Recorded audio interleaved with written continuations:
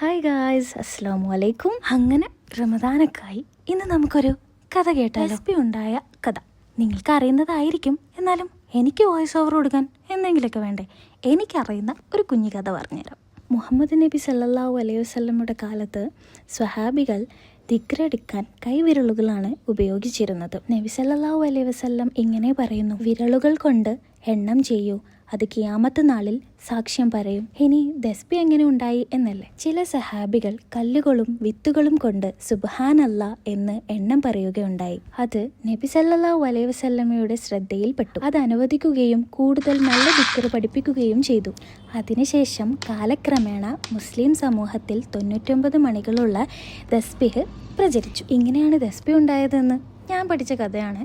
ഇതിലെന്തെങ്കിലും തെറ്റുണ്ടെങ്കിൽ പൊരുത്തപ്പെട്ടേക്ക്. എന്നാൽ ഇന്നും ചിലർ വിശ്വസിക്കുന്നുണ്ട് കൈവിരലുകൾ കൊണ്ട് ദിക്ർ ചെയ്യുന്നതാണ് കൂലിയെന്ന്. തസ്ബീഹ് ഒരു എളുപ്പമാർഗം മാത്രമാണെന്നാണ് അവർ വിശ്വസിക്കുന്നത്. അപ്പം എൻ്റെ തസ്ബീഹ് നിങ്ങൾക്ക് ഇഷ്ടപ്പെട്ടോ? ഇഷ്ടപ്പെട്ടിട്ടുണ്ടെങ്കിൽ don't forget to write your അഭിപ്രായം.